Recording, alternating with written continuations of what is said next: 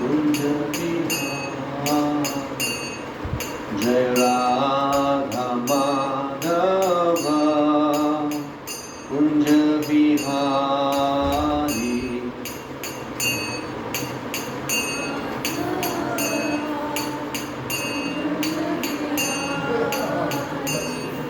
Jai Gopi Jana Vallabha Girivaradhari.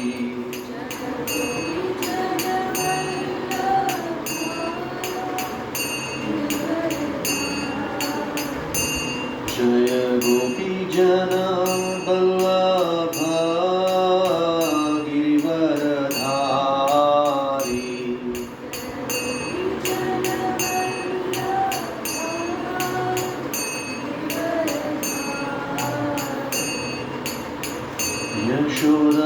Yashodanandana Vrajajana Ranjana.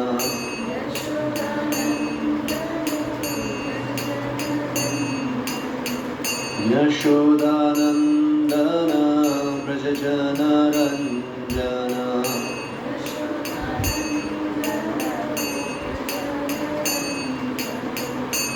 Yamunatira Vanachari.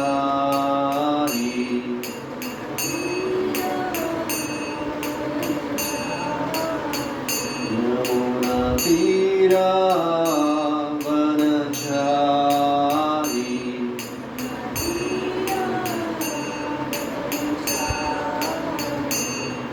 Jai Radha Madhava Kunja Vihari. Radha Madhava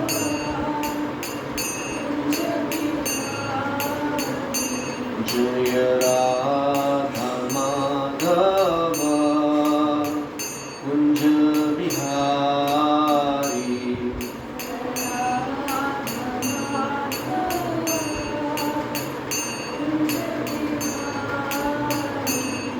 Jai Gopi Jana Vallabha Girivaradhari.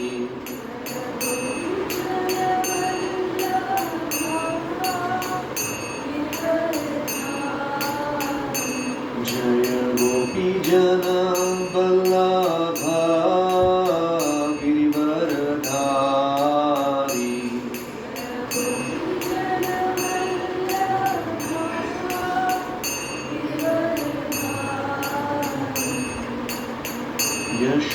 Yashodanandana Vrajajana Ranjana.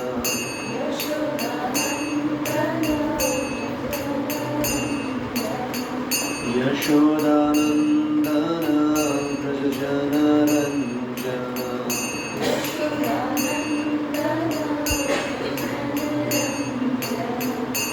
Yamunatira Vanachari.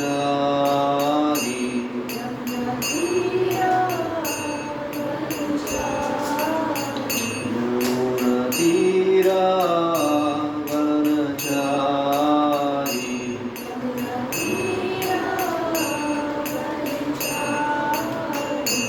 Jaya Radha Madhava Kunja Vihari. Radha Madhava Kunja Vihari. Jaya Radha Madhava Kunja Vihari.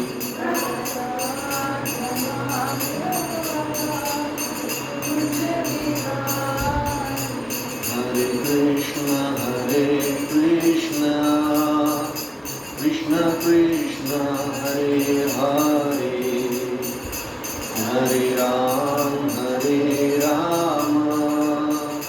Rama Rama, Hare Hare.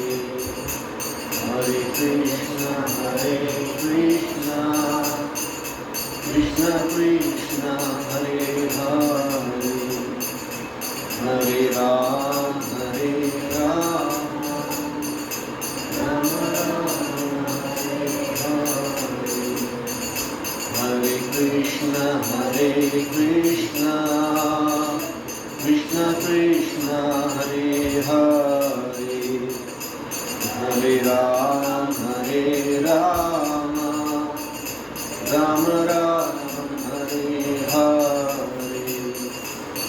Krishna,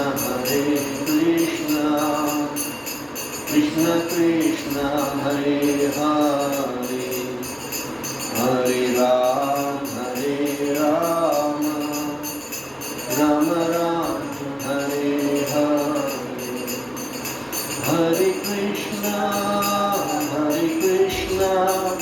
Krishna Krishna, Hare Hare, Hare Rama,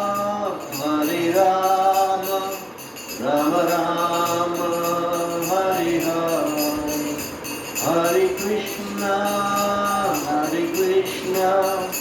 Krishna Krishna, Hare Hare, Hare Rama, Rama Rama, Hare Hare.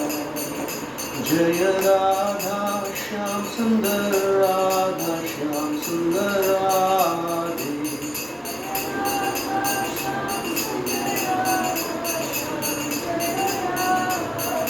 Jaya Gauranitai, Gauranitai, Gauranitai, Jai Gauranitai, Jaya Gauranitai, Gauranitai, Gauranitai, Jai Gauranitai, Jai Jai Prabhupada, Prabhupada, Prabhupada, Jai Jai Prabhupada, Jai Jai Prabhupada, Prabhupada, Prabhupada, Jai Jai Prabhupada, Jai Jai Gurudev, Gurudev, Gurudev, Jai Jai Gurudev, Jai Jai Gurudev, Gurudev, Gurudev, Jai Jai Gurudev. Jai Vishnu Bhakti, Vishnu Bhakti, Stuta Shashwari, Hai Chanmari, Bhakti, Swami Shukapara, Jai Vishnu Bhakti, Vishnu Bhakti, Stuta Shashwari, Siddhasa Stuta Shashwari, Ananta Koti Vaishnava Vrinda Ki Jai, Namacharya Sridhar Thakur Ki Jai, Prem Se Gaur Shri Krishna Chaitanya Prabhu Nityananda Shri Advaita Gadadhar Shivasana Gaur Bhakti Ki Jai, Shri Shri Radha Krishna Gopavina Shyam Pur Radha Kundi Raj Govardhan Ki Jai, Vrindavan धाम की जय, नवदीप धाम की जय, मथुरा धाम की जय, द्वारका धाम की जय, जगन्नाथपुरी धाम की जय, तुलसीदेव की जय, स्वामी भक्तनंद की जय, all glories to Samadhi, Hare Krishna, all glories to Samadhi, Hare Krishna, all glories to Samadhi, Hare Krishna, Shri Guru Bhagavan.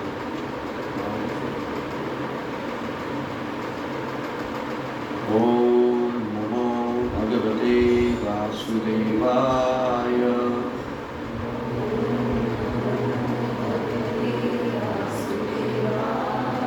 Om Namo Bhagavate Vasudevaya.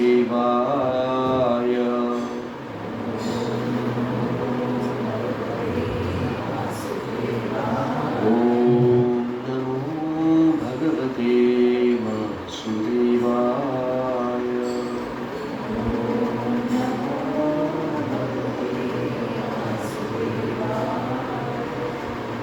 Om Jnana Shivaya Shokya Prachurvitam Tasmai Shri Guru. Jai Shri Krishna Chaitanya Prabhu Nityananda Shri Advaita Gadadhar Shivasana Gaur Bhakti. Hare Krishna, Krishna Krishna, Hare Hare, Hare Rama, Ram Ram.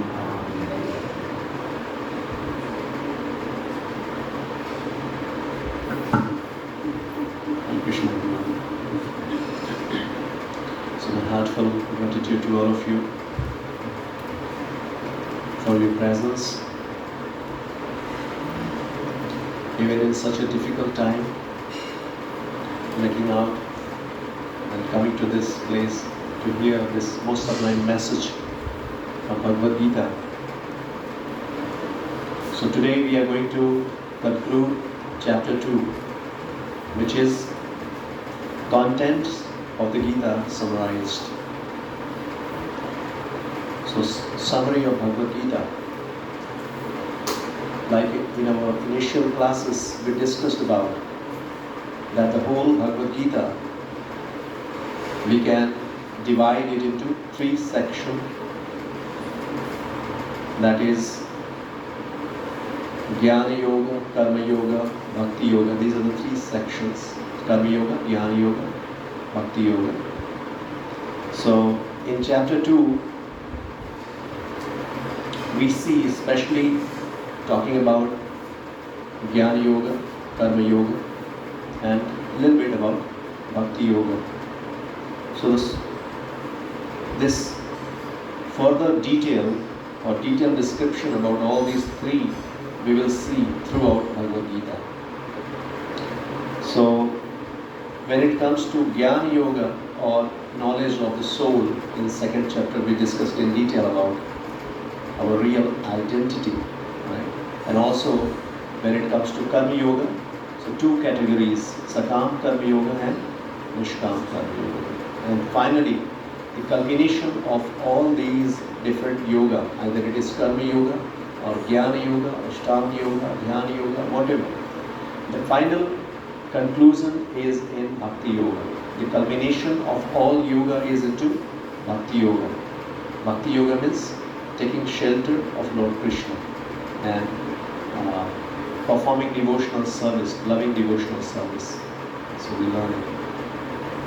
So today, the last 3 shlokas we are going to quickly read the purport and talk about this.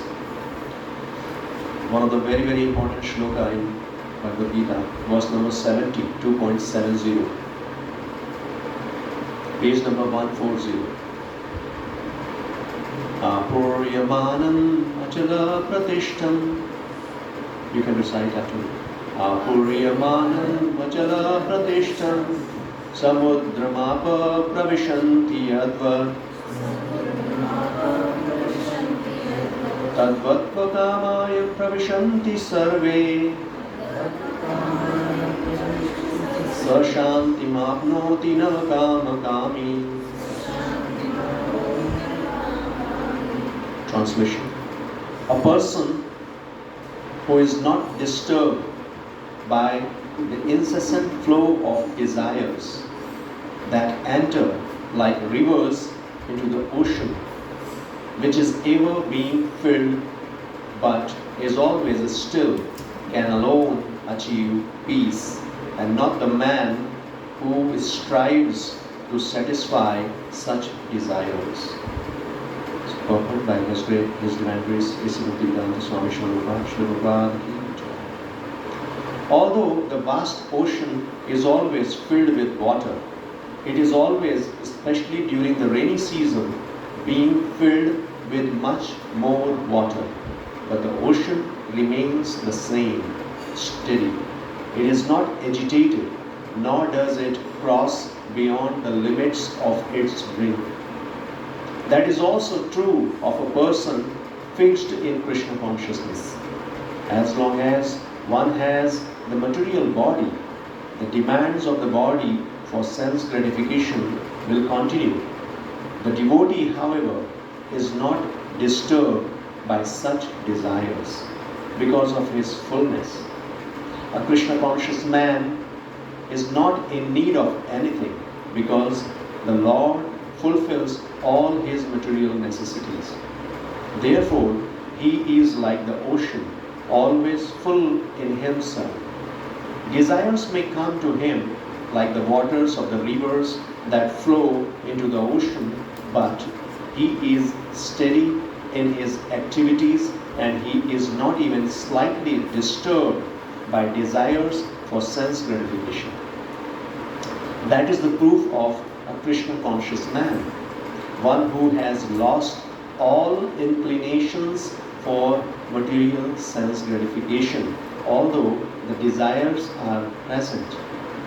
Because he remains satisfied in the transcendental loving service of the Lord, he can remain steady like the ocean and therefore enjoy full peace. Others, however, who want to fulfill desires, even up to the limit of liberation, what to speak of material success, never attain peace. The fruity workers, the salvationists, and also the yogis who are after mystic powers are all unhappy because of unlimited, unfulfilled desires. But the person in Krishna consciousness is happy in the service of the Lord, and he has no desires to be fulfilled. In fact, he does not even desire liberation from the so-called material bondage. The devotees of Krishna have no material desires, and therefore they are in perfect peace.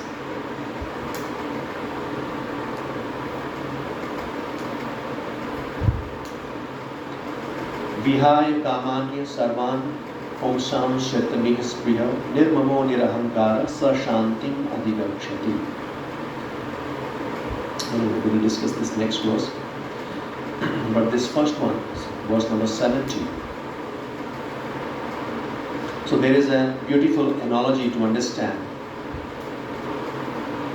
how a person, a Krishna conscious person, is steady. So the comparison is given of, or the analogy of, ocean. So like we see in rainy season, or so much water, or you can say so many rivers connected to ocean, so many, the water from the rivers coming into the ocean, but the ocean is still, means not crossing its limit, always steady. And this analogy has been given for a person who is in Krishna consciousness. Just like ocean, a Krishna conscious person also always steady, always fixed in Krishna consciousness, never disturbed with the desires.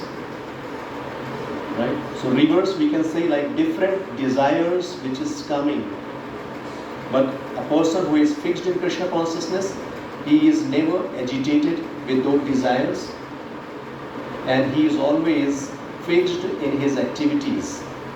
What is that activity? Means a person who is fixed in Krishna consciousness, like in his loving devotional service. So this is one we have to understand. First is that we will just discuss point-wise, like one person who is in Krishna consciousness, how he is controlling his desires, right? And a person who is not in Krishna conscious, what is mentioned over here, that unlimited desires, both of the people, even a person in Krishna consciousness or a person who is not Krishna conscious, desires are there with both of them. Like flow of desires is there. So here it is mentioned that a person, because a Krishna conscious person he is full. Full means he has no material desire, right? He has no material desire, and that's why, because he is engaged in devotional service, loving devotional service of the Lord, he is fully satisfied, and that's why the material desire, even those desires are present, but still he is not agitated by those desires, he is not disturbed by those desires. But other side we see the person who is not Krishna conscious, so many desires coming, and because of those desires, like he is trying to fulfill those material desires. And Prabhupada is saying, in spite of fulfilling all those desires, doesn't matter up to what level. Here it is mentioned that even up to the limit of liberation, like we have different desires. So material desires, there are different levels. So one may be material desire just to enjoy the senses, satisfying senses, or some facilities. You can say some material, this luxury facilities, this is what the desire, right? We can fulfill that kind of desire. And or else somebody can think of even going beyond this and achieving heavenly planets. Heavenly planets means more enjoyment, more luxury, more facilities. Similarly, there are transcendentalist yogi, they are doing yoga practices, and doing those yoga practices, they get different kinds of mystic powers, right? So even somebody achieves mystic power, Anima, Lagima, Mahima, different kinds of mystic powers are there, right? So even a person who is having so many mystic powers also, yogis, and even a person who is trying to get liberation from this material existence, from all the sufferings. So what is mentioned here, that even somebody reached up to the level of liberation also, that person will never be satisfied. That person will never get peace. So do you understand this point? Means in this material world, at whatever level we are, all these are material desires. You talk about facilities at earthly planets, you talk about luxury or facility or happiness on heavenly planets, or through some mystic power, or even somebody is getting liberation from cycle of birth and death. Still, this last point we have to understand, moksha. The last verse of this chapter we will discuss about that in detail. Because moksha, generally one meaning of the moksha is what? Being free from the cycle of birth and death. Right? So this is one form of moksha. But here it is mentioned that at material platform, whichever stage we are in, that is not going to give us peace or real happiness. The real peace is only when the person is Krishna conscious. Right? And similar shloka is mentioned in Chaitanya Charitamrita. Mukti, Mukti, Siddhi, Kami, Sakale, Ashan. All these four categories of people, either they are trying for material liberation, or some mystic power, or some heavenly planets, or some material desire on this earthly planet, right? They are always ashant. Ashant means they are not peaceful, always agitated with their desires. But the person who is in Krishna consciousness, he is peaceful. He only can achieve real peace. We will understand it in detail today. So this shloka is especially talking about that the desire will always be there. We can never be desireless. Do you think any stage wherein we can become desireless? Because of desire, we will understand today more about desire, where from it is taking place, how desire can create disaster in our life, or it can help us to liberate from this material world. Right? Moksha is also a desire. Yes, moksha is also a desire. Yes. So we can never be desireless, and that's what Srila Prabhupada mentioning in this purport of the 71 verse we will discuss about. So here what he's saying, to become desireless means not to desire anything for sense gratification. This is the meaning of being desireless. Not desire for sense gratification. In other words, desire for becoming Krishna conscious is actual desirelessness. Desiring for Krishna is actual desirelessness. Yes. Somebody who is aiming for moksha, liberation from birth and death cycle, he is agitated till the time he doesn't get moksha. After moksha also he is agitated. Even after that, that's what I said, there are different categories of moksha also. So we will discuss about it. One moksha where is simply like absence of problem. Absence of problem is not happiness. Just being like one kind of moksha wherein the person is free from this birth and death. But still, we will read in Prabhupada's purpose only, a person who is suffering in this material world, or hardcore materialistic people, for them, moksha, this is the topmost liberation, the topmost achievement, simply being free from this birth and death. But for a devotee or a person who is spiritually advanced, for them, we will read, they do not desire only moksha. Beyond moksha, like at a spiritual platform, there is relationship with Krishna. And that's why highly advanced spiritualists or devotees of the Lord, they even do not desire moksha. What is it is mentioned? The devotees of Krishna have no material desire. Yes, that is one. I think in next sloka it is there. Even they do not desire moksha also, because they do not just want to be free from the sufferings of this material world, but their aspiration is loving devotional service to the Lord. Either they are in material world or they are in a spiritual world. Their only desire is to serve Krishna, to reciprocate with Krishna. So that's why even devotees, pure devotees of the Lord, they never aspire even for moksha. Moksha is by default, means that's a byproduct, we can say. Automatic, it's a small thing for a devotee. So here devotees, they only aspire service of Krishna. So I'll go back a little bit, I'll just explain you these two things. Let me just cover this one verse again, so we will understand. Verse number 71, just hear attentively what it is talking about. A person who has given up all desires for sense gratification,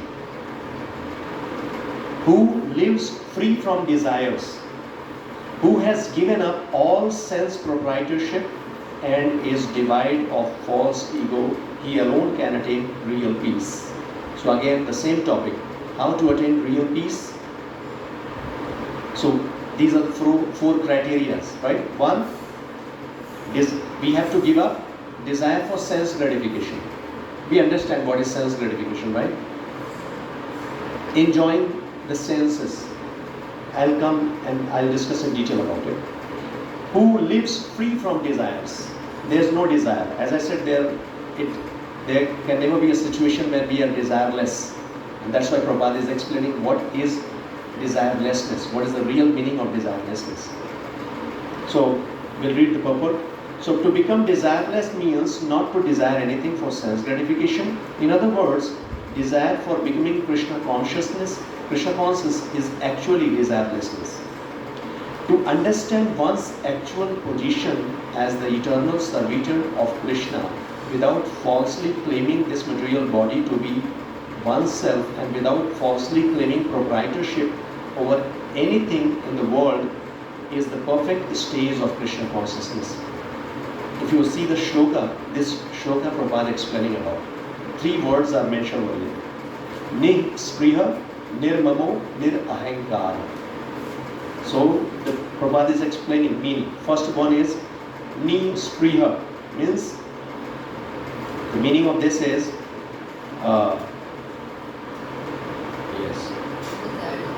desireless. And we got to know that this like desirelessness doesn't mean not having any desire. Desire will always be there. But desire for Krishna consciousness is real desirelessness, number one. Second is nirmamo. Nirmamo means without a sense of proprietorship. We understand what is proprietorship? I am the owner, I am the enjoyer, I am the master. And this kind of mentality, we can never be peaceful. So if we want real peace, then we have to become nirmama. Means we have to give up the sense of proprietorship. How we can give up this? With this understanding that Krishna is the proprietor of everything. Krishna is the master of everything. He is the source of everything. Simply this understanding will give us real peace. Nirmamo, nir-ahankara. What is ahankara? Ego, false ego. I am this body. This is what false ego. I am this body. I am not soul. When I know that I am soul, I am not this body, this is true ahankara. This is true ego. False ego means misidentifying ourselves. And we identify ourselves with this body, with mind. So this is false ego. So we have to give up this false ego, we have to give up sense of proprietorship, and we have to give up all desires. And so Prabhupada is giving explanation about it. So when we give up attachment or when we give up this false ego, this is what the perfect stage of Krishna consciousness. One who is situated in this perfect stage knows that because Krishna is the proprietor of everything, everything must be used for satisfaction of Krishna. Yes? Arjuna did not want to fight for his own sense satisfaction, but when he became fully Krishna conscious, he fought because Krishna wanted him to fight. Very nice example to understand. Krishna was not fighting for his satisfaction. We could see in chapter 1, he was never ready to fight even. So many reasons he gave not to fight. And Krishna, he was inducing him, he was motivating, provoking to fight. So now after understanding Bhagavad Gita, Arjuna was ready to fight. So he is fighting for the satisfaction of Krishna. So for himself there was no desire to fight, but for Krishna the same Arjuna fought to his best ability. So real desirelessness is desire for the satisfaction of Krishna, not an artificial attempt to abolish desires. Right? We cannot be without desires. Desire will be there. So if we fight or if we do our activities for personal sense gratification, right? One option is we can do it for our personal satisfaction. Because whatever my mind, my intelligence is saying, I will do that only. Or simply fulfilling our personal desires. And another approach is fulfilling the desire of Krishna. Krishna wants us to do things or in a particular way. Like through Bhagavad Gita we are learning how we should do our work, how we should think, or what we should know what is reality or real self. Based on that, means based on the platform of soul, we should think, we should act. That is what Krishna is teaching in Bhagavad Gita. So if we follow the instruction of Krishna, then we become desireless. This is not my desire, this is Krishna's desire. And I am just an instrument working for the pleasure of Krishna. The living entity cannot be desireless or senseless, but he does have to change the quality of desires. Getting the point? We have to change the quality of desires. A materially desireless person certainly knows that everything belongs to Krishna. One who is not having any material desire means he is very well aware of it, that everything belongs to Krishna. Ishavashyam idam sarvam. And therefore he does not falsely claim proprietorship over anything. This transcendental knowledge is based on self-realization, namely knowing perfectly well that every living entity is an eternal part and parcel of Krishna in a spiritual identity, and that the eternal position of the living entity is therefore never on the level of Krishna or greater than him. Please understand. This is very, very important line. This is what we are trying to understand. Means we are part and parcel of Krishna. Throughout the chapter, throughout the Bhagavad Gita, we will discuss about it. This is one, means if we understand on the basis of this, rest everything will take place. We are part and parcel of Krishna. Krishna is the supreme proprietor, right? And all the living entity, they are just servitor. We are all servant of Krishna, right? And never on the level of Krishna or greater than him. We can never become like, means greater than Krishna. Krishna is the supreme personality of God. This understanding of Krishna consciousness is the basic principle of real peace. In every purport, Prabhupada is mentioning about real peace. So this understanding, what is this understanding? What is Krishna conscious understanding? Anybody just can speak about 2-3 lines? We are the servants of Krishna. Yes. What else? Krishna is the proprietor. Yes. Krishna. He is the proprietor. We dedicate all our desires towards Krishna. Yes. We are not the doer.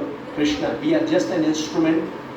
I'm trying, because you speak about it, no? I want that you should understand. We all, have been hearing these statements again and again. Now today we are going to conclude this chapter 2. So we are just trying to point out these highlights, we can say. This is very important to understand. And then I'll tell you how things takes place. But this understanding is very much important. Krishna consciousness, simply understanding who am I, who is Krishna, what is my relationship with Krishna, right? And how we can see everything in relation to Krishna. How to act in relationship with Krishna. This is what the complete understanding of Krishna consciousness. So who is master? The living entity of Krishna. Krishna is the master. He is the supreme proprietor. He is the source of everything. And who we are? Part and parcel of Krishna. We can never become Krishna, right? Just make it sure. In any condition, in any situation. Because even people will speak about, now we are living entity, insignificant. And once we are realized, we can also become like Krishna. We can also become Krishna. No. Of course, being a part and parcel of Krishna, we have the same qualities. We are also Sat Chit Ananda, eternal. But we are insignificant, minute. But Krishna is Vibhu. He is the source of everything. So we have to always remember this. And we are servitor, subordinate to Krishna. We have to always remember it. And no proprietorship. Everything belongs to Krishna. So Prabhupada again and again is stressing upon. Everything must be utilized in service of Krishna. Knowledge, wealth, power, whatever we have. Because everything belongs to Krishna. And this is our natural, constitutional position. And in this situation only, we can be peaceful, we can be happy. Right? Like we discussed about, doesn't matter how much education you have, how much wealth you have, how big position you have, right? That will not give satisfaction, that will not give peace. In the beginning of 2nd chapter only, we could see Arjuna, he very clearly, he mentioned that even the opulence of the 3 worlds, even if I become victorious, if I win all the 3 worlds, not only this earthly planet, even heavenly planets, that is not going to make me happy. That is not going to relieve or release me from this suffering. That is the statement of Arjuna. And Prabhupada in that purport is mentioning about that. In this material world, the conception we have that if I have money, if I have name, position or opulences, that will make me happy. But again and again we have been hearing about it. This is illusion. In this material world, does not matter how much you have, how much knowledgeable you are, but that will never give us peace or true happiness. That is only possible when we are in our natural state, and our natural state is being Krishna conscious, to love God, being a part and parcel of Krishna. This is our topmost dharma, topmost duty, to love Krishna. And in this situation only, we can be happy, we can be peaceful. And in the spiritual world, this is what our relationship is. When the living entity desire to enjoy separate from Krishna, it comes to material world. In Srimad Bhagavatam, 3rd canto, Lord Kapila Deva explaining in detail how living entity comes in this material world, how the living entity entering into the womb of the mother, and how every day the living entity is growing. Perfect detail, very minute detail is given only. How the living entity in this material world take birth and different kinds of sufferings, how it suffers, everything is mentioned here. So with the growth of the body, now we are going to talk about desire, because this is what the main topic every time. So we have to understand where from this desire is taking place. Yes? So what Lord Kapil Deva explaining about it, with the growth of the body, our consciousness develops. Yeah. So let me go in more detail about it. We know what is consciousness. We know about the soul. Soul. How do we know about soul's existence of the soul? How do you know about it? Presence of consciousness. Presence of consciousness. If somebody is conscious, we can understand that there is a soul inside that body. So otherwise we cannot see soul, but with the help of consciousness, with the presence of consciousness, we can understand the presence of soul. So we can say, so consciousness is the representation of soul. Soul is always pure. We have to understand. Soul, being a part and parcel of Krishna, is always pure. Just like Srila Prabhupada gives a beautiful example to understand it. Just like in rainy season, a drop of water, rain water, which is very pure, but when it comes in contact with mud, it becomes impure. When it falls on earth, it becomes impure. Similarly, living entity, being a part and parcel of Krishna, is pure. But when it desires and when it comes in contact with material nature, with this material world, then the consciousness becomes impure. It's not the soul which is becoming impure, but the consciousness. Consciousness becomes impure. How to understand consciousness is impure? How do you come to know about it? That yes, very nice. With the help of desires, we can know whether my consciousness is pure or impure. What kind of desire we have? If the desire is materialistic, what does it mean? What does it mean? Materialistic desire means what? Sense gratification. Enjoying, mentality. I am the enjoyer. I am the master. The living entity. Separate from Krishna. Forgetful of Krishna. When the living entity having this desire, I am the master, I am the controller, I am the enjoyer. And whatever the living entity is doing just for personal sense gratification, sense enjoyment, this is called material enjoyment. Right? So, and another desire to satisfy the senses of Krishna. So two desires. One desire to enjoy the senses, self-enjoyment, and another is giving enjoyment to Krishna. So these are the two categories of desires.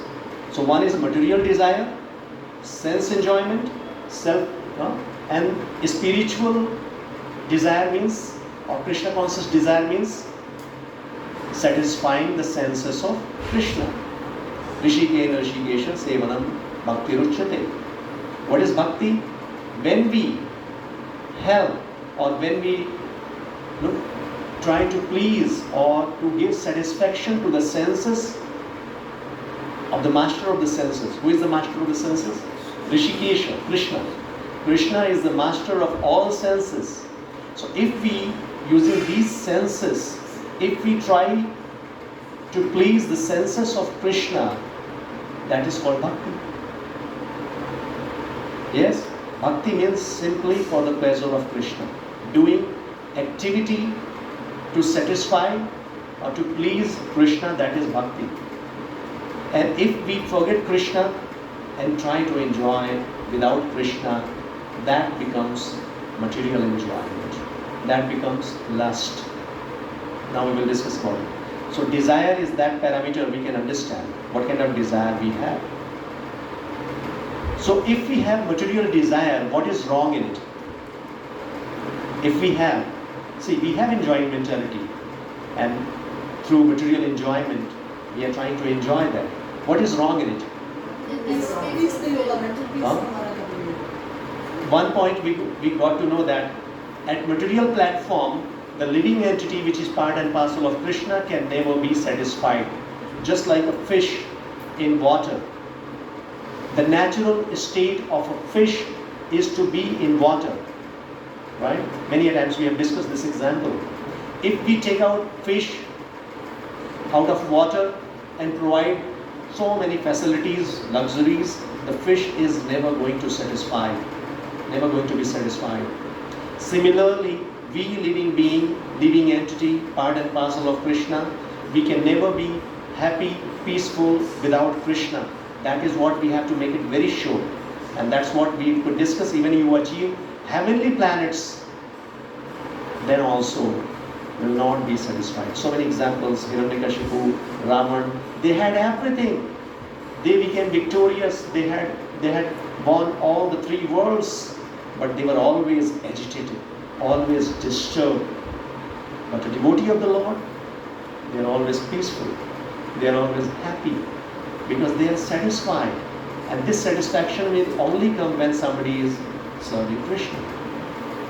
Okay? So we have to understand this, right? And when we are trying to fulfill our material desire, we will understand how this material desire intricate and implicate us in the cycle of misery. This understanding is very much required. Otherwise, our attachment to enjoy the senses or material enjoyment will go on. We have to understand. Sometimes people think that, okay, if I have material desire, let me satisfy what is wrong in it. Once I become, maybe once I enjoy fully, I'll be free from that desire. Yes? The other desire will come and Yes. So this is the cycle. Srila Rupa Goswami, one of the prominent acharya in our this parampara, he is giving a beautiful explanation how things takes place. So when I said, like Lord Kapila explaining about, with the growth of the body, consciousness develops. Right? With the growth of the body. Consciousness is always there with the growth of the body. Right? And according to this, from consciousness, as I said, we can understand what kind of consciousness we have with the help of desires. So desire is always there with living entity. When the body grows, growth of the body means facility, a particular atmosphere. Desire is always there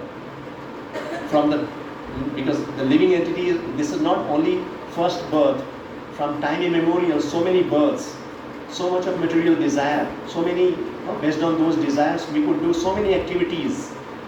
So, even the child, when it takes birth, desire is still there. When the body grows, as per the growth of the body, those desires manifest. Based on the situation, circumstances, atmosphere, those desires manifest. Right? So when we desire, based on the situation, we take action. From desire, action. First, there is thought, and then, like we could discuss in detail about verse number 62 and 63, Dhyayato Vishyan Pumsa. So similar reaction, or the action and reaction is going on. So when we desire, and desire is there within heart, so we try to fulfill that desire, means we take action. And the moment we take action, we get two-fold results. Two kinds of results. I have discussed it earlier also, just to reinforce, I'm talking about it, understand. Desire, action, and then we get two-fold results. One is called prarabdha, and another is called aprarabdha. Prarabdha, what does it mean?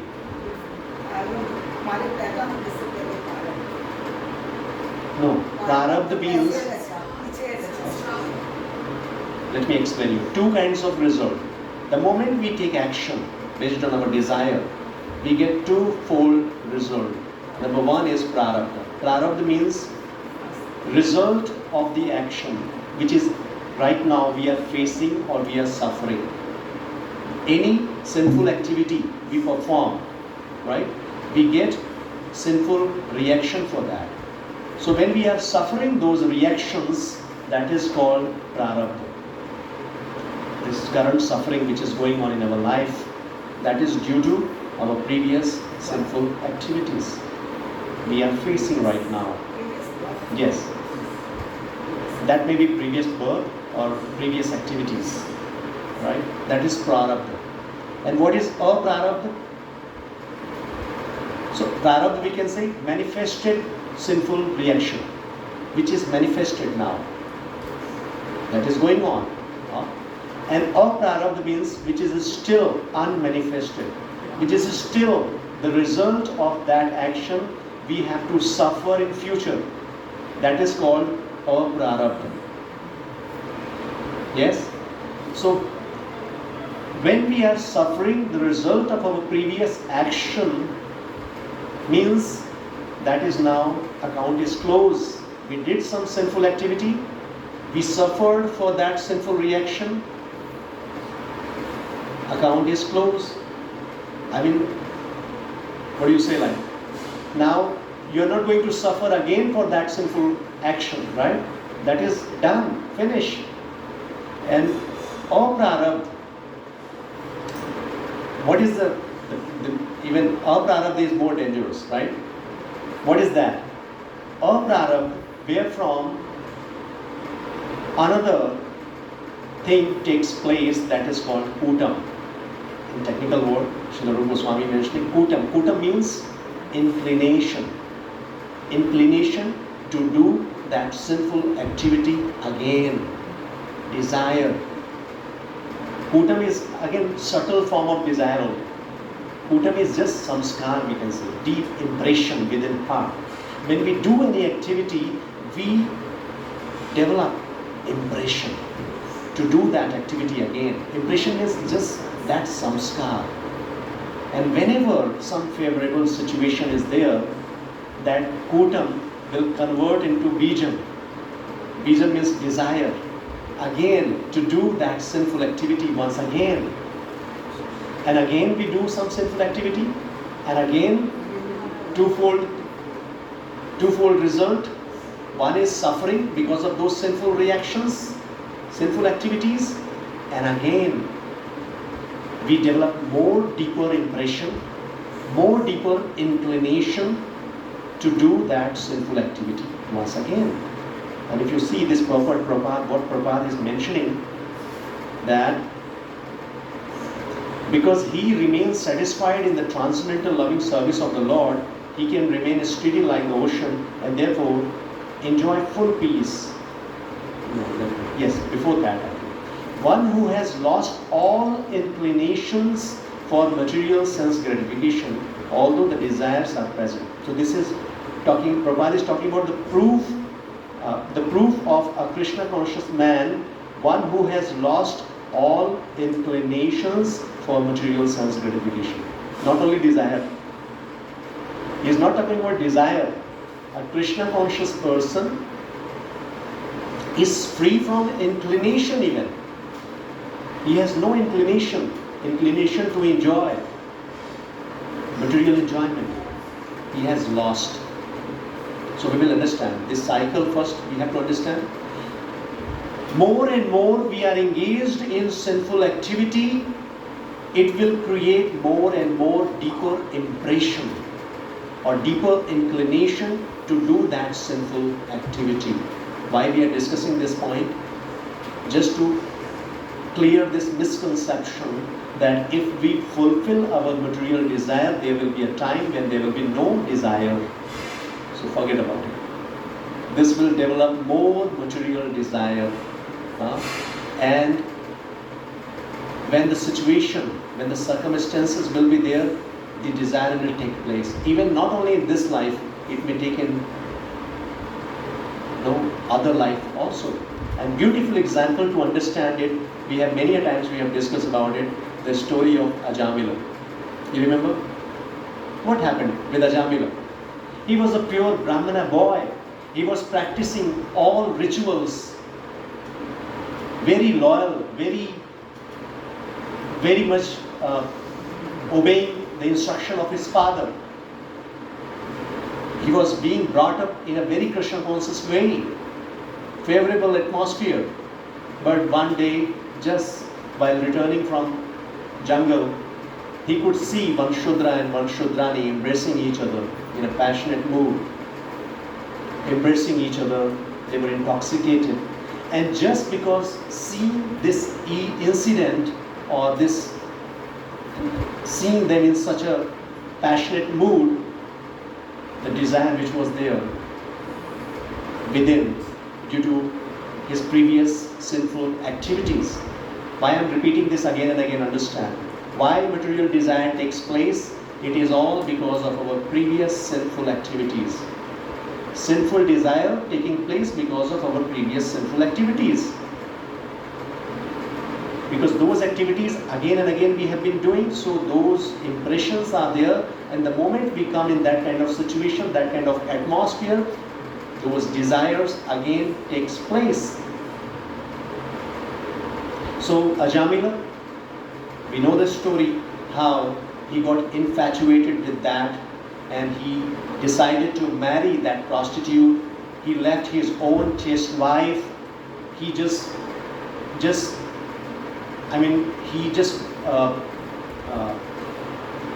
wasted all his money, whatever he had received from his father, everything was finished, and now he was engaged in more sinful activities, cheating, plundering, stealing, all kinds of sinful activities he was engaged into.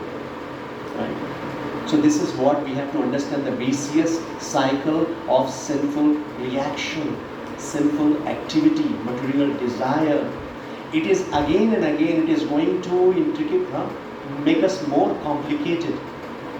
It is going to just capture us. Then what is the solution? How we can come out of it? Because we have been in this material world for so long. We have been trying to fulfill our material desire for so long. How to get out of it? What is the solution? Yes? Yes. We cannot be desireless, we have to understand. So the only option, the same desire, like Prabhupada said, we have to change the quality of desire. We have to change the quality of desire. What does it mean? Simply, we have to redirect it. We have to redirect. What is the difference between lust and love? What is lust? I explain. Lust. Love is pure love. Yes. Yeah, you want to explain? Say something. What is lust? She is raising hand. What is that? Love for the body is lust, and love for us. Desire Yes, for please. the body is lust, and desire for the soul is love. Very good. Very nice. This is also simple meaning. Very nice. I'm really happy you are understanding the message now. You said it right. So desire for soul, desire for Krishna is love, true love. And misdirected love. Lust is nothing but misdirected love. We have this loving propensity. Only when we misdirect it. Misdirected means we are loving this body, this material, temporary material world. That is lust. Yes. And we know how powerful lust is. Even Arjuna, in 3rd chapter we will study about. Arjuna asked Krishna, why somebody is doing sinful activity? Why it appears, it seems like somebody is being forced to do sinful activity. What is the reason behind that? And Krishna is saying, Rameshwar Giridhari. This is just because of lust. It arises from mode of passion. Because in this material world, we all in mode of passion and mode of ignorance, just hankering after so many material desires. So this material desire, when we have this kind of desire, this will develop lust. And then we know what is the sequence. Dhyayato Vishyan Pumsa Sangaste Supajayate Sangas Samjayate Kama Kamat Krodha Vijayate. We know the sequence, how this lust will degrade us. If lust is fulfilled, it will develop greed. If it is unfulfilled desire, it will develop anger. Yes.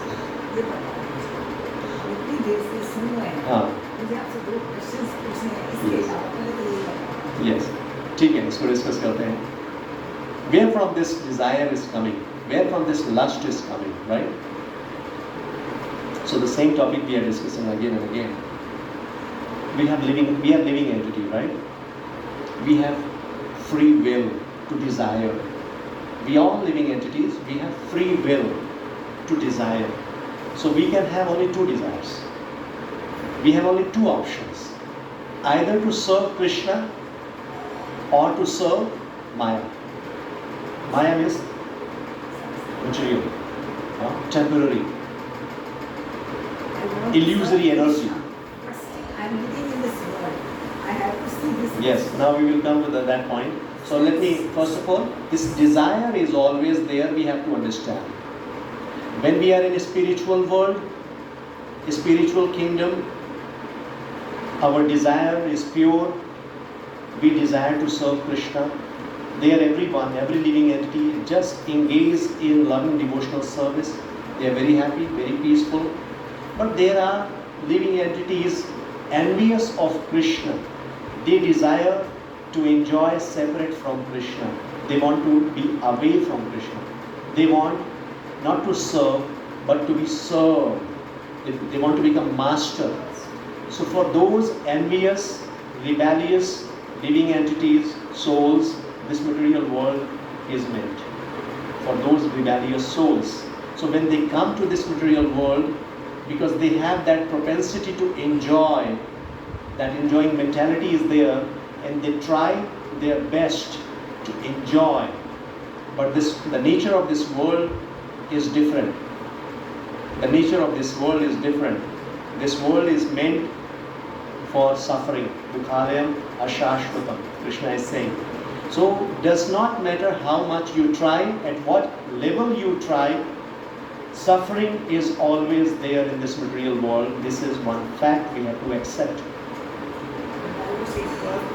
Yes. The birth, we are taking birth in this material world. Very nice question. We have to understand why we are taking birth.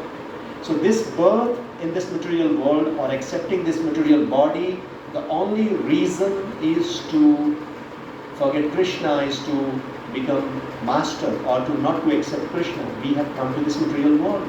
And that is what the journey.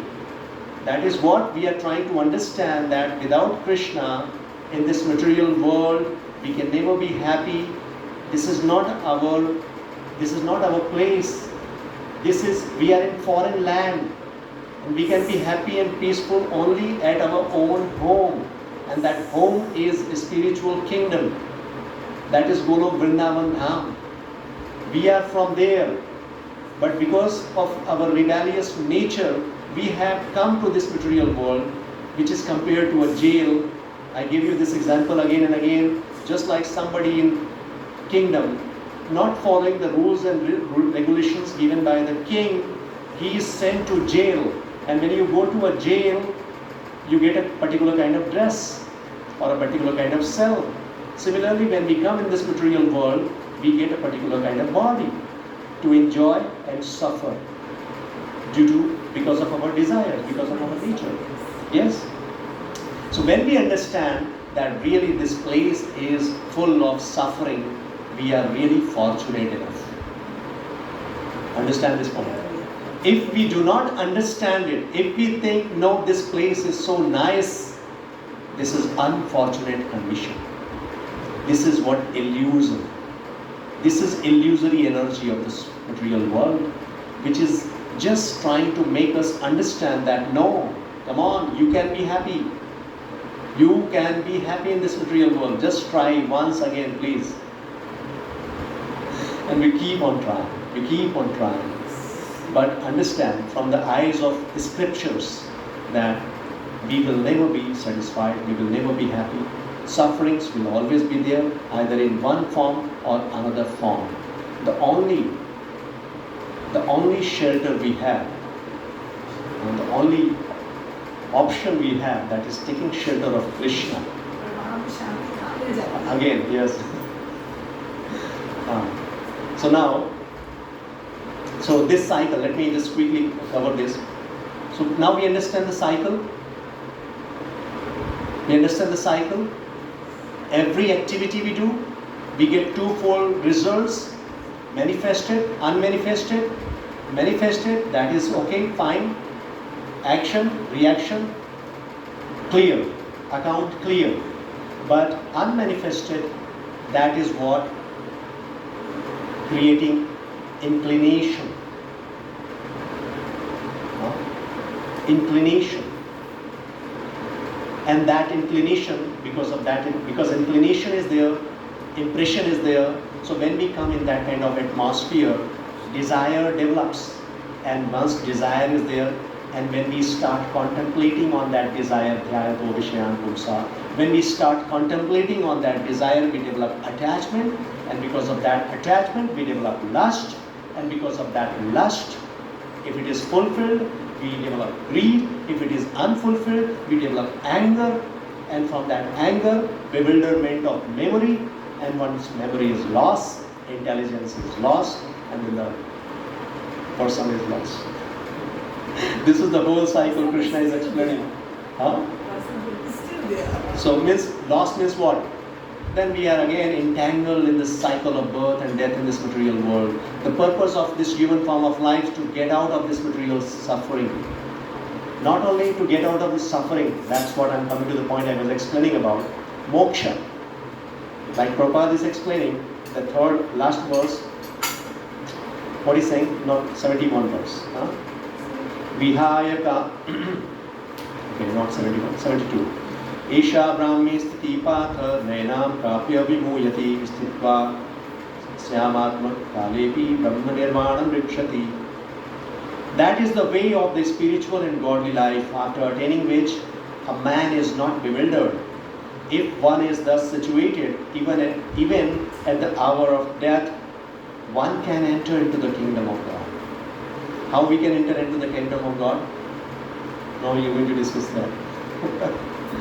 So Nirvana, here in this purport, one is mentioned word, many times you could hear it, right? Nirvana. What does it mean?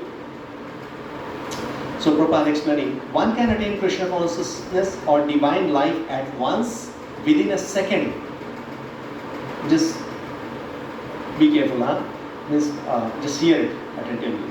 One can attain Krishna consciousness or divine life at once within a second, or one may not attain such a state of life even after millions of births. Within a second and millions of births. It is only a matter of understanding and accepting the fact. Understanding and accepting the fact. What is that fact? What is that fact we discussed recently? Yes. Krishna consciousness. Understanding this fact. We are not this body, we are soul, we are part and parcel of Krishna. Krishna is the supreme master, supreme enjoyer. We are servitor. And serving Krishna is our topmost duty. This is what the fact we have to understand. In this material world, we can never be happy. This material world is a place of suffering. This is not our place. Our real place is kingdom of God. We have to go home, back to Godhead. This is real fact. Khadman Maharaj attained this state of life just a few minutes before his death by surrendering unto Krishna. So surrender to Krishna, it can take one moment and it can take millions of lives. Millions of lives. Simply surrender to Krishna. जिस दिन मैं छूटा उस दिन तो हमारे पिछले जन्मों के कर्म सब जो वैसे जुड़े थे वो सब छूट गए. Yes, that's what Krishna is saying. The moment we take shelter of Krishna, sarva dharman parityaja mamekam sharanam bhaja, aham tvam sarva papebhyo moksheshyami ma suja. The most simple way to clear all the accounts, to get rid of all sinful reactions, is to take shelter of Krishna.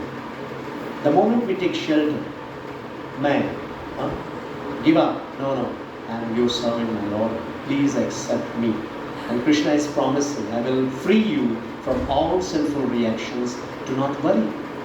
And this is the only way we have to understand. This is also, I'm just stressing upon, there is no other way to get rid of your sinful reactions. Why?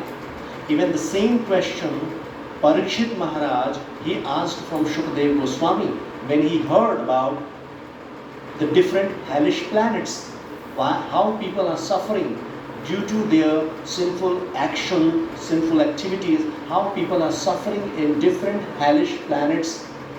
When Parikshit Maharaj heard about it, he was very much compassionate, and he inquired from Shukdev Goswami, please tell me. He was not worried about his own life. He said, tell me the ways, how can these people be liberated from these hellish planets or this hellish condition of life? A pure devotee, they always think of others. And Shukdev Goswami said, okay, there are so many atonements. If somebody is committing any offense or committing any sinful activity, then to get rid of it, reaction, one has to do atonement, some activities, prashchit. And before death, one should do atonements for all sinful activities. Otherwise, the person will again suffer in so many life, birth and death cycle. So one has to do atonements. Then Parikshit Maharaj, what he said? But what is the use of such atonements? A person is committing sin and doing some atonement to get rid of those sinful reactions, and again the person is engaged in sinful activities. It is just like an elephant taking bath for hours and hours, and again coming on ground and putting dust on his body. What is the use of such a bath? Understand this point? So again committing sin, again doing some atonement, again committing sin. What is the use of such atonement? Yes, because of this sinful reaction, chain reaction. Yeah, we will discuss. But this worship, is this not false ego? Yes, sorry? What? This worship of sin, that I have done a sinful activity, is this not false ego? Of course We are that not is. worse.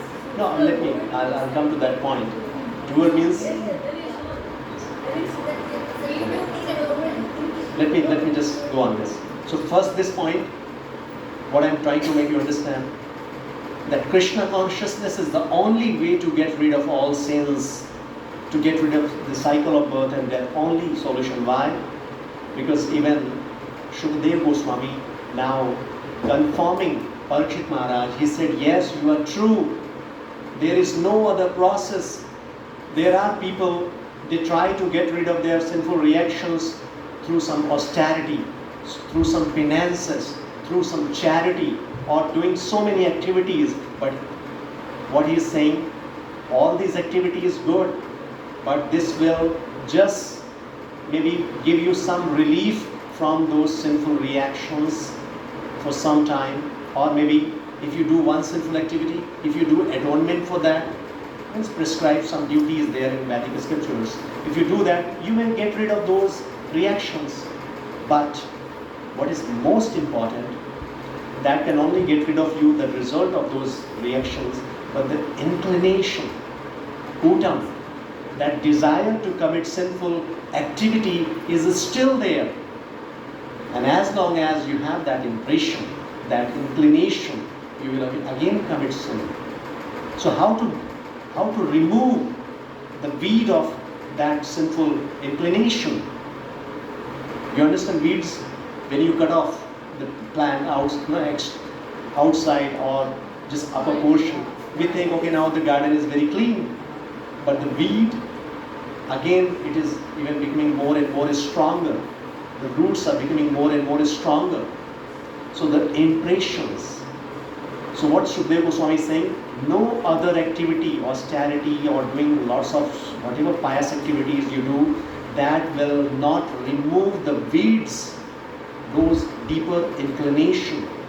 And the only way to clear inclination is loving devotional service, bhakti. Srila Goswami is saying, bhakti only can eradicate the snakes of material desire. Snakes, why he is comparing to snakes? The fire of bhakti only can eradicate the snakes of material desire. Poisonous? Yes. Snake is poisonous, material desire is poisonous, lust, anger, greed, envy, pride, illusion. This is what is snake. This is because of material desire. our heart is burning. But anyway, this analogy is given, Srila Rupa Goswami, when there is fire in jungle. Because of the fire, right? All the forest animals, they just run away. They go away, right?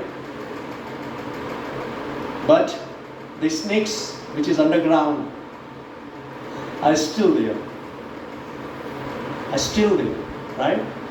When the power of bhakti is like that, not only the desire, lust, anger, greed, or all these materialistic desire, but even the deeper impression, that inclination is burned into ashes.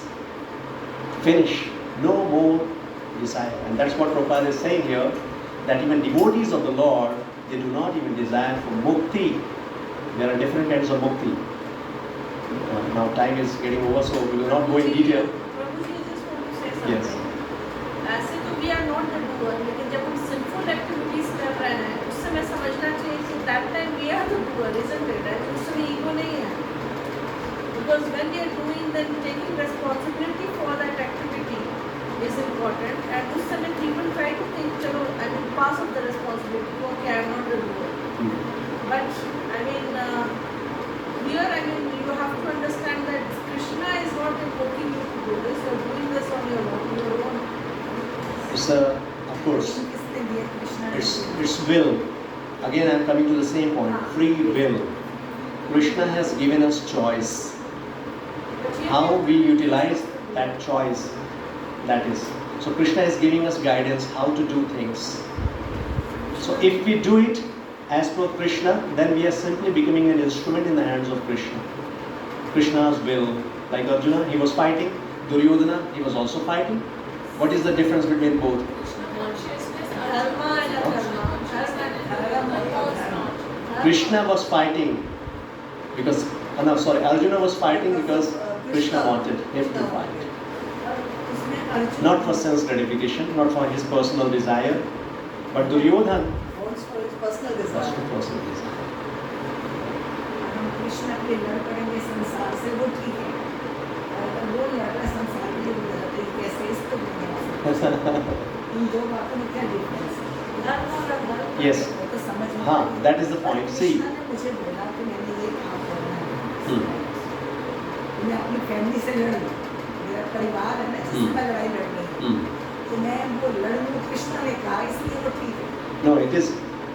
ये नहीं है कि वो घर वालों से लड़ने के लिए बोल रहे हैं, वो अधर्म के विरुद्ध युद्ध की बात कर रहे हैं. So Krishna is dharma himself. Huh? Family थी ना उसकी जो. See, that's what we are learning. What is bodily conception of life and what is the spiritual conception, soul conception. So when we see on bodily platform, they are my relatives. But when we see from a spiritual point of view, they are at the side of adharma. And adharma must be removed. Just like we have in our body, we have some problem. And we know that to cure or to keep us healthy, we need to operate this. So emotionally we cannot say, no, this is my hand. I will keep it at any cost. Let it destroy the whole body. We will not do that, right? So we have to take action. So this is what Krishna is teaching. Right? Krishna is not against family. He is just... We will discuss and we will discuss.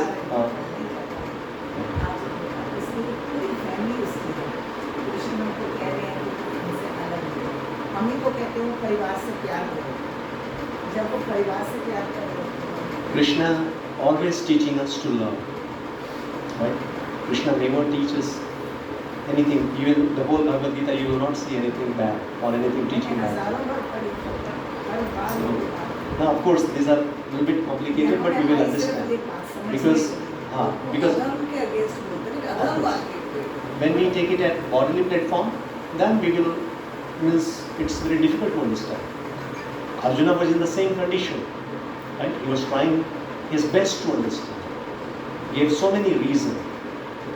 So, if we take it at bodily platform, Arjuna is right, Krishna is wrong. But when we take it at a spiritual platform, then because he is dharma himself.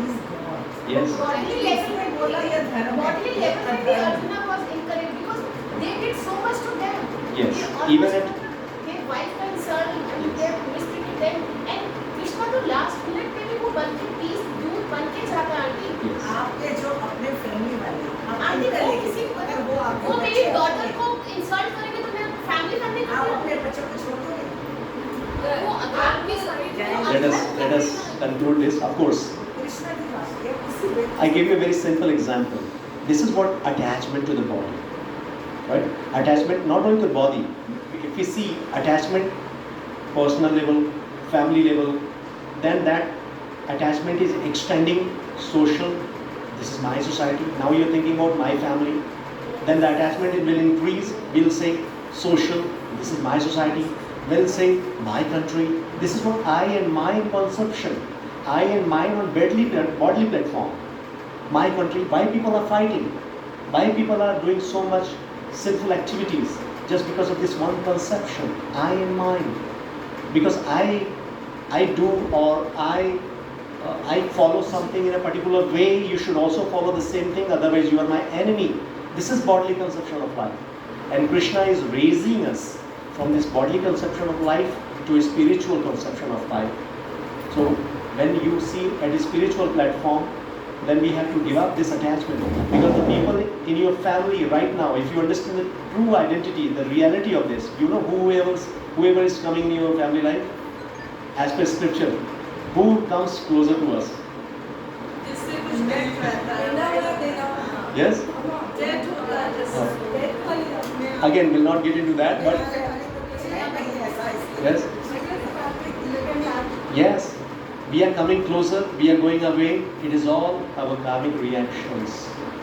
एक बात और So- बोलना चाहूँगी इसमें प्रभु जी, if you will just let me add. Yes, please. आप उसको अपने body देखें कि ये बॉडी मेरा भाई है, लेकिन आप सोचिए कि वो सोल है। अगर आप आपके लिए गलत काम कर रहा है तो लॉन्ग रन में उसको हानि ही होगी। I mean, अगर what she wants to say is कि it was for a kingdom. Why didn't No, that's Krishna what, say कि kingdom दे दो? I got your point.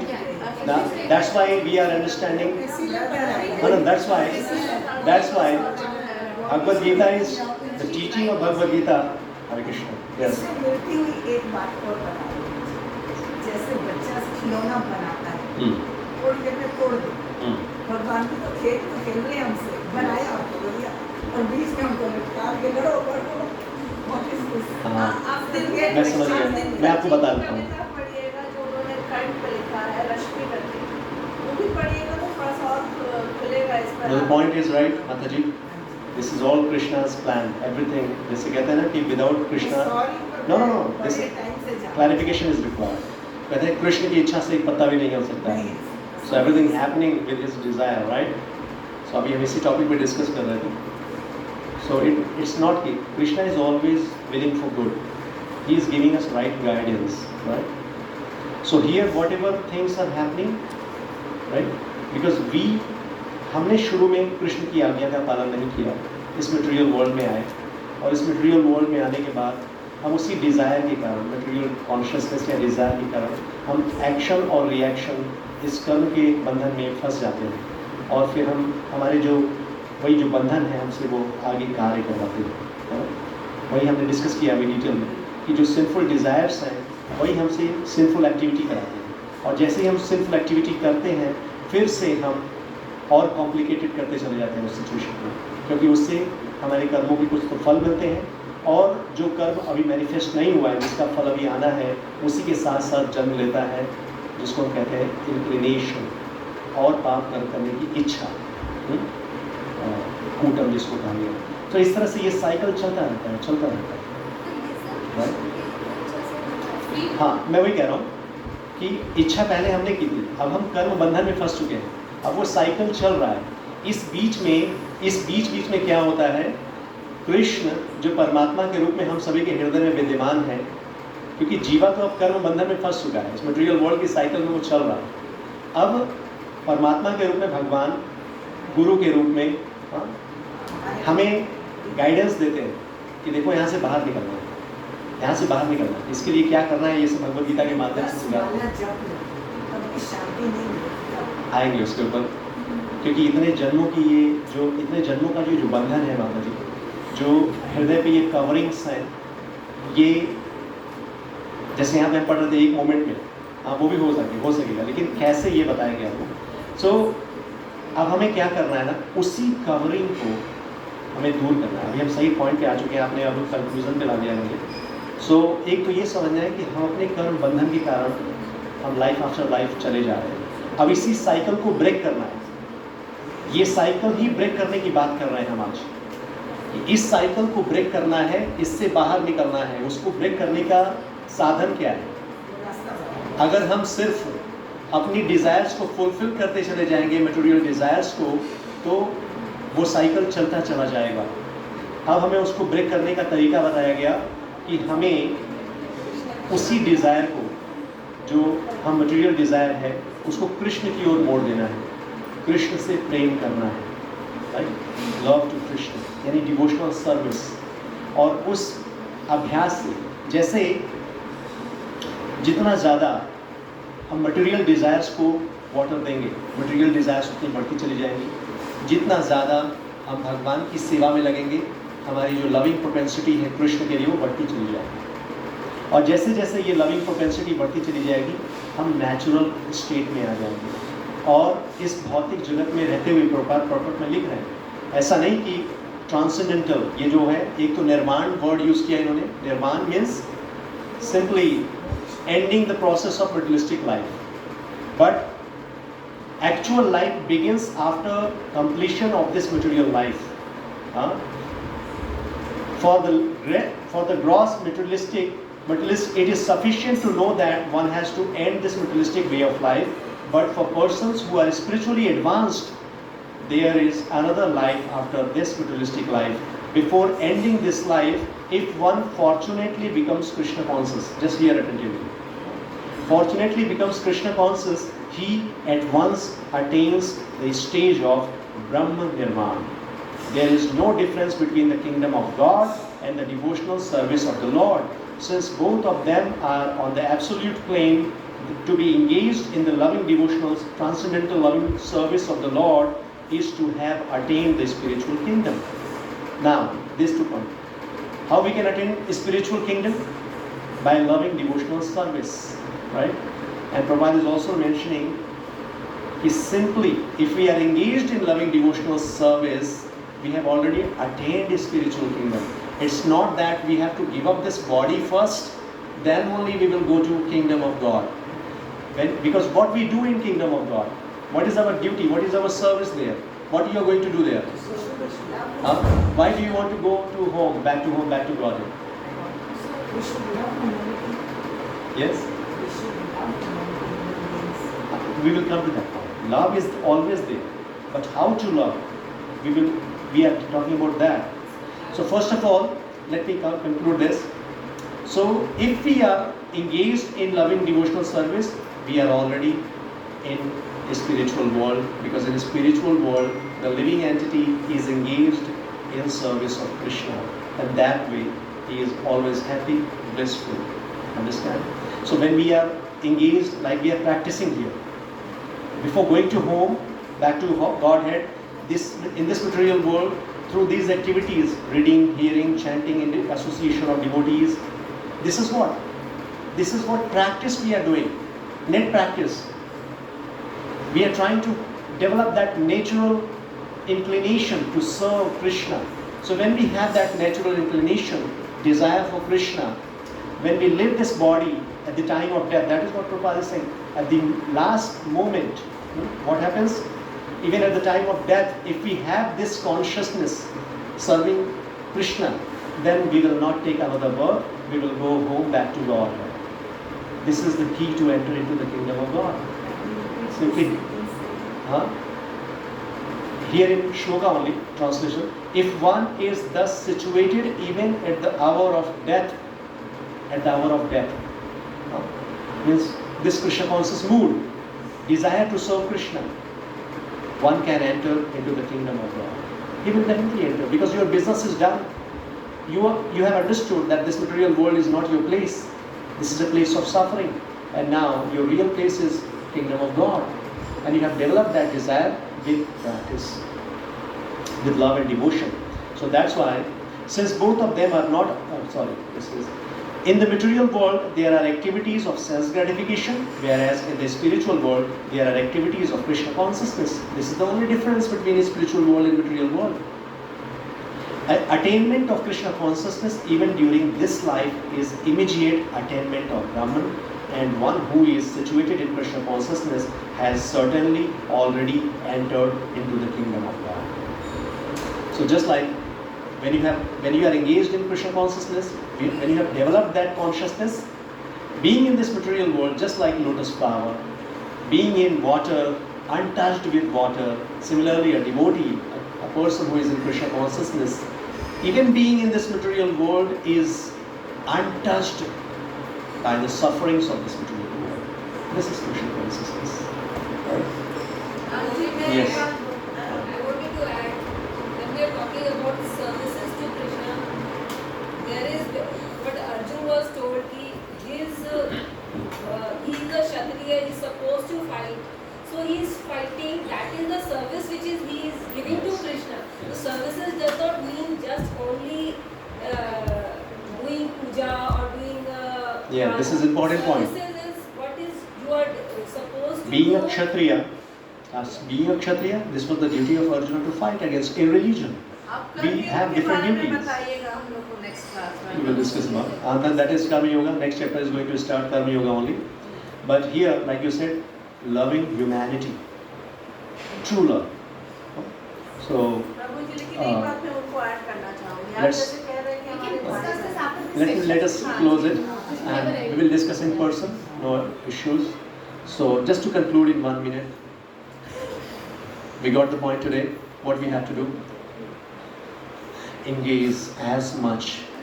There is no loss at all, because due to our material conception, we think so many allurements, so many things, deviations will come. But let us try to understand. This is our topmost business, loving devotional service. And Prabhupada has given us very simple process to revive that, that consciousness. Simply like doing chanting, kirtan, hearing about Lord, expressing our love to Krishna. That will help us to purify our consciousness and again connect our relationship with Krishna. So just enthusiastically do that. So with this prayer, let's beg mercy of Krishna and all the acharyas so that we can develop this consciousness in this lifetime only. Namaste Narasimhaya Ragadadadani Namyakashi Purushaha Shilatangha Nakalayi Tona Simha Parto Simha Yato Yato Yami Tato Narsimha Narsimha Hridaye Narsimha Narasimha Madim Sharanam Prapade Tavakara Kamalabari Natha Adbhuta Shingha Dalita Hiranyakashipu Tanubinda Keshavadita Narharirupa Jagadisha Hare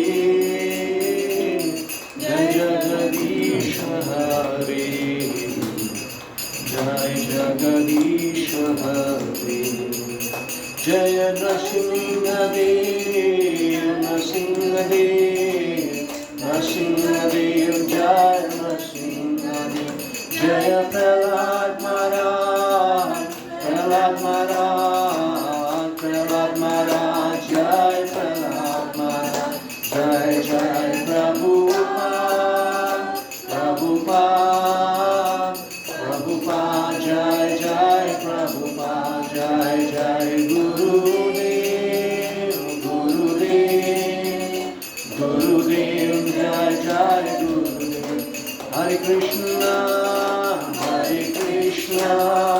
Krishna Krishna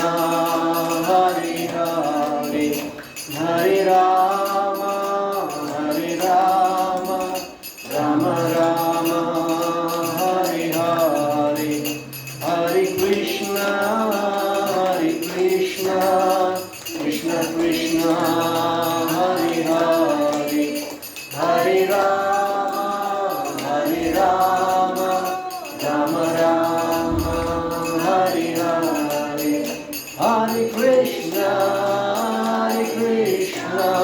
Krishna Krishna, Hare Hare, Hare Rama, Rama Rama, Hare Hare, Hare Krishna, Krishna Krishna, Hare Hare, Hare Rama, Rama Rama, Hare Hare.